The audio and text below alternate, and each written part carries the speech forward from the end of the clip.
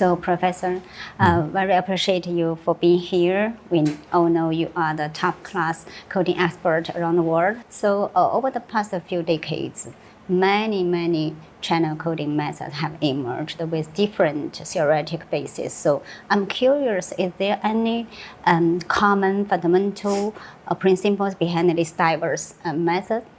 So there are some, yes, there are several. So for example, LDPC codes were designed to work they have a sparse parity check matrix, which gives rise to a simple decoding algorithm called sum product or belief propagation decoding. So the designer of the code had a specific type of decoding algorithm in mind. Polar codes, they were designed for a recursive decoding algorithm, low complexity. Algebraic codes, PCH codes, etc., Reed-Solomon codes, they were designed to work with polynomial equations at the decoder, which you could solve to obtain the data back in spite of additive noise, etc. So apart from these, all of these major channel codes are linear codes. They work with parity check equations. Turbo codes, another important family of codes, also were designed to work with an implementable VLSI circuit that would do the decoding. So this is really what characterizes at least the codes that define the standards today. If the code doesn't have much structure, it's hard to understand the code, and it's also complex. It's very difficult to decode it. So I would say to design a good code, you need to have, first of all, a certain type of decoder in mind. If you want to invent a new type of code now, you would first want to ask yourself whether there is any other type of decoding method that has not yet been explored, which one could make use of, and then design a code for that type of decoder. So you mentioned invent a new code. So you are the father of Polo code. Since the Polo code have advanced, researchers have continuously been trying to discover new code skills. So given the challenge of grown-up code design, so do you think it's possible to identify modular components that constitute good codes and then cleverly combine them to integrate the strengths of existing code skills? Yeah. Do you think it can be a new perspective for code design? So to a large extent, this has already been done. So essentially, no code today is a pure design. It combines several architectural elements. Just like in architecture, you combine various principles, design principles. In channel coding also, one method is usually not sufficient to achieve a good performance with respect to all performance metrics. So for example, in the case of polar coding, channel polarization is a new method introduced by polar coding, but until it was combined with a pre-coding method, a concatenation method, polar codes did not have a performance which exceeded that of other state-of-the-art codes. So a practitioner of channel coding should have a very good understanding of what methods are available, what range of methods are available, and be able to combine them in a suitable way to design a code that meets certain requirements. Code design in that sense is an art rather than a science today. We cannot really automate it at this point. Maybe in the future, with a better classification, exhaustive classification of all available methods, machines can combine various different methods automatically, but we are not there yet, as far as I can say. It's trial and error to some extent. And new methods, they don't really come all that often. There are hardly more than a dozen techniques in channel coding. So by combining them in various combinations, you come up with different codes. So the practical impact of this is the following. In wireless communications, for example, today, we are looking at a very diverse range of use cases, usage scenarios, applications, some related to video coding, some related to critical missions. Each has different requirements in terms of reliability, data rate, latency. So there is no one-size-fits-all type of situation. So we need to pick the right combination of methods to come up with a coding solution. So in a standard such as 5G, 6G, it's impossible to see the future. So after you set the standard, people come up with all kinds of different applications that use this infrastructure. Mm-hmm. So what is required, in my opinion, is the channel coding solutions, as well as other communication methods, need to be modular, and they should be amenable to combining in the field according to the needs, requirements of the usage scenario. Mm-hmm. We cannot anticipate, in other words, all the usage scenarios to be encountered in the field in the next 10 years. So what we provide is a set of tools, methods, which the network itself, the physical layer, adapts itself to, reconfigures itself. So in that sense, modularity is very important. In that sense, understanding, what different methods are and how they can be combined. These are important to understand, and it's very important to make provisions for these kinds of methods in the standards so that the standard is not frozen, mm-hmm. but it can serve well various different types of cases, usage requirements that may arise in the future. Mm-hmm. Mm-hmm. When we talk about standard, is there any standard for good code? So what's the essential characteristics for good codes? Well, okay, so good codes, from a theoretical point of view, a good code would mean a code which would achieve, let's say, the channel capacity, irrespective of complexity of encoding, decoding. Mm-hmm. But from a practical point of view, it should achieve channel capacity. What is more important, perhaps, than achieving channel capacity is it should provide reliable communication at affordable complexity. So we just compare codes against other codes. There is a state-of-the-art defined by various different methods, and this state-of-the-art improves over time with the introduction of new methods, etc. So, and it also, the definition of a good code also changes with technology.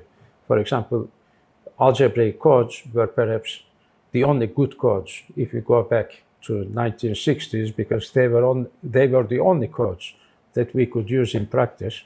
But now, thanks to improvements in semiconductor technology, we are able to decode far more sophisticated algorithms, codes. So this definition of a good code is something quite difficult.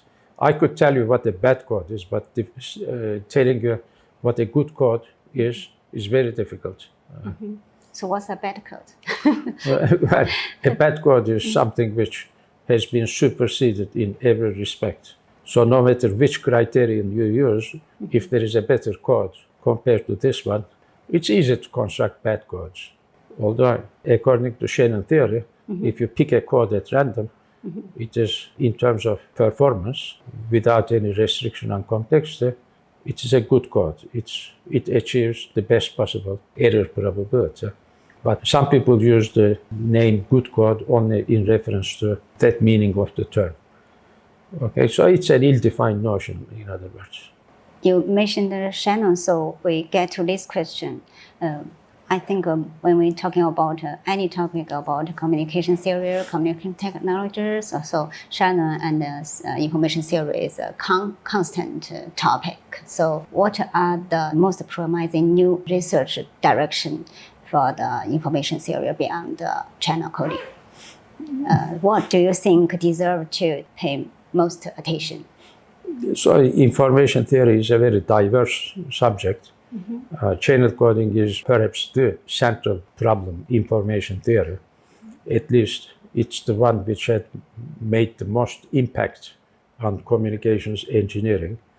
On the other hand, the quantity, information, entropy are so general that they can be applied in many different contexts. So I cannot just say this subject is important, that subject is important, because every subject may be important. But one that really attracts my attention more and more is this AI, ML, more specifically large language models, LLMs, because LLMs are similar to Shannon's model of the English language or any language, a Markov model. So I believe information theory may say more about LLMs in general. So there is, as far as I can see, there is not yet a sound theoretical basis of LLMs in the strict sense, rigorous sense that people in information theory use this term. It's a huge engineering subject, success, no question about it, but it's a success without a theory. So my suggestion to information theorists would be to take a deep look at LLMs and see if learning and intelligence, at least on the basis of text, can be captured only by this Markov type of process, or if there is something else. So look at the fundamental problems in the best tradition of information theory, I would say. I think this is the most interesting problem. It's a new problem. There is no guarantee that a clean theory would emerge, but it is worth trying. As I know, I'm not a professional guy, and as I know, there's two main approaches about AI and channel coding. Mm-hmm. So one is deep learning based nonlinear code construction, and another is AI optimized decoding algorithm. So what do you think about the AI coding integrations, and what promising opportunities, and what's the fundamental limitations about this? These techniques that you mentioned have been used to obtain some codes, new codes, and decoding methods. Mm-hmm. They are proof of concept studies, in my opinion, showing us that you can use these techniques to do decoding, okay, which is interesting. Mm-hmm. And you can use them also to design codes. These codes introduce several new parameters into the problem and optimize over those parameters. So in a sense, the final result is not so surprising, because you introduce new parameters and you optimize, you get some result which is at least as good as what you started with. So what I expect will happen, may happen in the future, and I hope that happens, is AI, ML, etc., all these techniques are going to come up with encoding and decoding methods, which is going to impress us, which is going to make us ask why we haven't thought about it. We are not there yet, but we are at the beginning of this AI, ML business. So just like in any other discipline, there is, at this point, there appears no limit to what AI, ML can do. So I encourage the work in that direction too.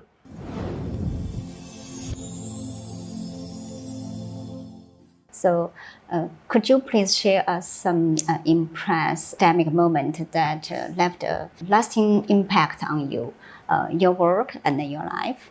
Gallagher's? Yeah. My PhD supervisor. When I was a senior at Caltech, I took a course on information theory. I liked the subject so much that I wanted to go to MIT and work with Bob Gallagher, the foremost information theorist, active information theorist at the time. I applied and I got an admission.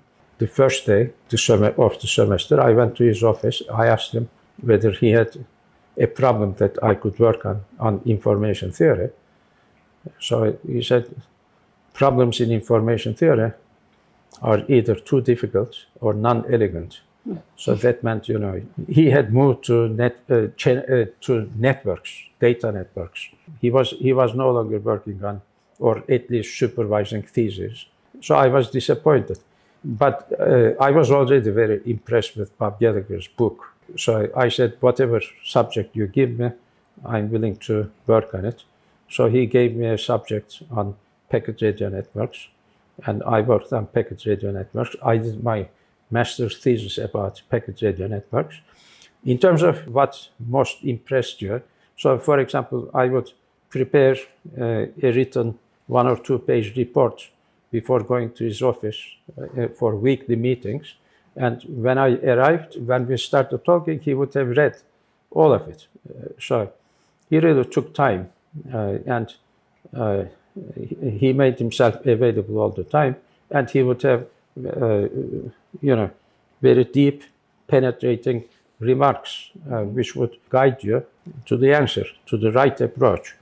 So he was uncompromising with respect to rigor, elegance, clean formulation. He valued, fundamental understanding over, a clutter of things, just repetition of known things. He was after a basic understanding. When I finished my MS thesis, he asked me to write a paper about it. I wrote the paper and I took it to him. I said, I should put your name on the paper. He said, no, if I haven't done at least, more than half of the work, I don't put my name on a paper. Okay, so this is extremely rare, especially today in academia. Yeah.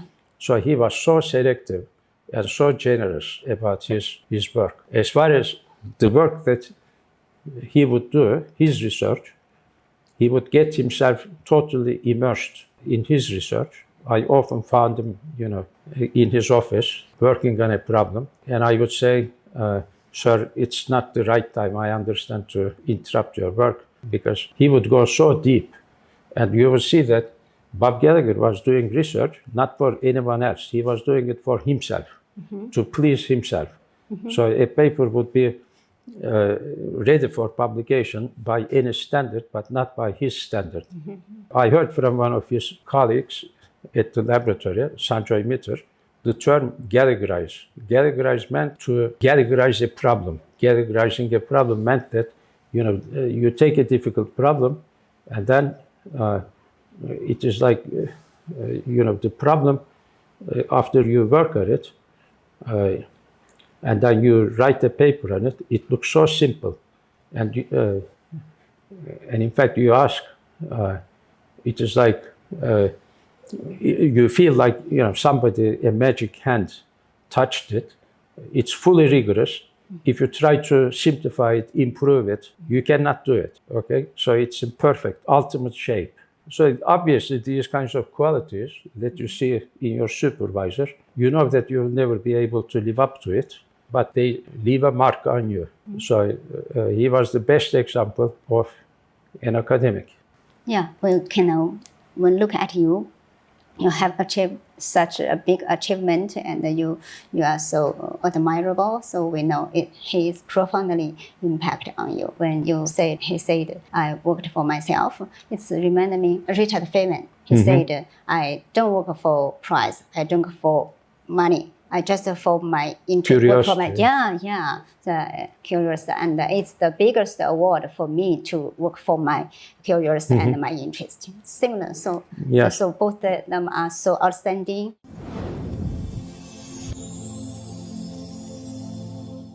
Can I ask about what the essential characteristics for a young researcher if he want to do some outstanding work and he want to be an outstanding scholar just like you?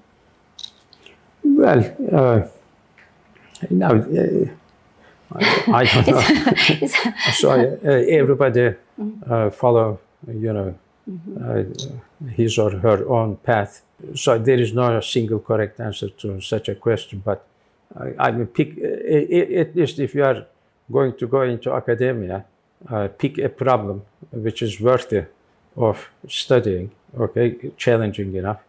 You may have several problems, but make sure at least one or two of them are problems that set a high standard, no matter what the problem is. Set a very high standard for yourself. Don't value quantity over quality. In other words, follow the example of Bob Gallagher, Claude Shannon. Their work is there to see. You can go and read papers by those great people. So they set the best example for us to follow. Try to emulate them, I would say. Okay, to the best you can. I know you are doing a great service, communicating, linking people together. We hope so. Experienced people with young researchers and perhaps many more things.